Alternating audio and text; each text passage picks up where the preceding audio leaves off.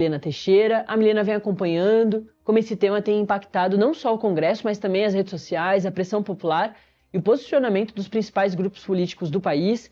E essa discussão envolve economia, mercado de trabalho, saúde mental e, claro, um forte componente eleitoral às vésperas da disputa de 2026. É por isso mesmo, né, Mi, que apoio, centrão, governo, oposição, todo mundo quer discutir o fim da escala 6x1. Bom dia. Bom dia, Natália. Bom dia, nossa audiência. Pois é, Natália, essa é uma semana super importante, uma semana quase que vai estar definindo mesmo, né? Esse projeto que quer acabar, que quer dar fim à escala 6x1. Ontem, o presidente Lula teve uma reunião com o presidente Hugo Mota, presidente da Câmara dos Deputados, e aí depois dessa reunião, o presidente Hugo Mota deu uma coletiva de imprensa explicando como é que deve ser o passo a passo ali, como é que deve acontecer. A gente teve também o relator da proposta, o deputado Léo Prates, né, apresentando esse relatório. O relatório foi discutido por Lula e por Hugo Mota. Só que, claro, Natália, essa é uma medida que, como você bem disse, a gente está em um ano eleitoral, é uma medida super popular e que vem aí acirrando até os ânimos, exaltando os ânimos de integrantes do Palácio do Planalto e integrantes do Congresso Nacional. Eu vou dar um exemplo de uma nota que eu dei na minha coluna, vocês podem ver lá no portal Metrópolis, que é o caso do ministro da Secretaria-Geral da Presidência da República, o ministro Guilherme Boulos. Guilherme, o ministro, ele vem sendo acusado pelo presidente da Câmara, Hugo Mota, de estar com um tom muito combativo, de criticar muito o Congresso Nacional nas redes sociais por causa dessa proposta. Então, o próprio Hugo Mota fez essa queixa aí para o presidente Lula, falando da atuação do Guilherme Boulos. E o Guilherme Boulos tem dito, aliás, Natália, que não vai diminuir esse tom contra o Congresso Nacional, que vai continuar cobrando, sim, nas redes o avanço dessa proposta e que vai continuar nesse tom mesmo, né, nessa questão ali mais combativa. Ou seja, a gente tem aí uma divergência já entre Hugo Mota e Guilherme Boulos. Para a gente ter uma ideia, ontem o Boulos, que está muito ativo nesse debate, né, foi ele que convenceu o presidente Lula a enviar uma proposta do governo para o Congresso Nacional só sobre esse tema.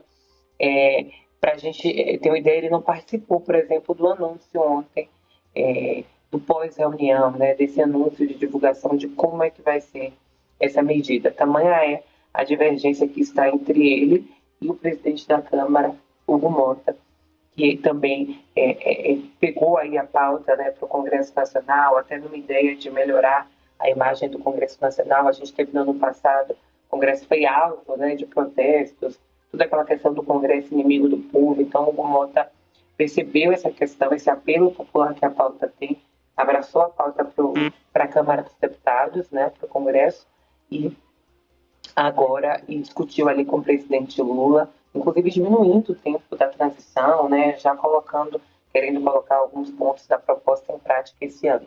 Eu também publiquei na coluna, a gente acaba escutando todos os lados, né, escuta os trabalhadores, escuta o parlamento, escuta o que os parlamentares, escuta o que o governo está achando disso, e aí os empresários, Natália, não gostaram, né, dessa questão, não, pelo menos por enquanto, né. Eu conversei com o presidente da Confederação Nacional de Indústria, Ricardo Alban, que me disse o seguinte, né, que o que ele está vendo nesse momento, esse acordo para ele, acordo entre Lula e Hugo Mota, é um acordo completamente eleitoral, que não tem a menor responsabilidade, segundo ele, com o trabalhador. Ainda de acordo com ele, né, as empresas não vão ter tempo para contratar mais gente, para colocar aí, né, para fazer essa transição mais rápida. Então ele criticou bastante esse acordo e chamou esse acordo de estritamente eleitoral. Diz que o acordo não tem a menor responsabilidade. Essa proposta agora vai para o Senado Federal, né? O presidente da CNI diz que vai procurar o Davi Alcolumbre, inclusive, para discutir a questão, e a gente, claro, vai continuar acompanhando o desdobramento dessa pauta, que tem um apelo muito popular, que foi abraçada aí pelo governo, pelo Congresso, enfim. Perfeito. Milena, tem um outro assunto bastante importante de hoje e que você também traz na sua coluna, Mais um Passo, que é a reunião de Flávio Bolsonaro com o presidente dos Estados Unidos, Donald Trump. Ele foi para lá, segue ali tentando, né? O presidente Donald Trump é imprevisível, a gente conversou com um montão de especialista aqui, que trouxe a informação de que, sim, não há o precedente do presidente dos Estados Unidos, ele nem tem tempo para ficar recebendo pré-candidato à presidência e tudo mais. Mas ele é imprevisível e ele tem uma simpatia com a família Bolsonaro. A gente não sabe efetivamente se exatamente se é tudo o que o Eduardo Bolsonaro fala, o Flávio Bolsonaro fala. A gente não sabe ainda essas confirmações, mas que tem uma simpatia, tem. E que o presidente dos Estados Unidos, mesmo não colocando oficialmente o Flávio na agenda, pode receber ali de forma um pouco mais informal pelos corredores da Casa Branca. Alguma coisa pode acontecer, como também nada. Mas a agenda do Flávio é também extensa por causa do filme, de outros pontos lá nos Estados Unidos. Você traz uma apuração de que o PT está, inclusive, torcendo para que o presidente dos Estados Unidos apoie o Flávio Bolsonaro, né? Exatamente, Natália. Eu conversei com integrantes do PT, né, partido do presidente Lula, e eles têm uma avaliação que é essa, olha, para a gente vai ser positivo se o presidente dos Estados Unidos receber o Flávio Bolsonaro.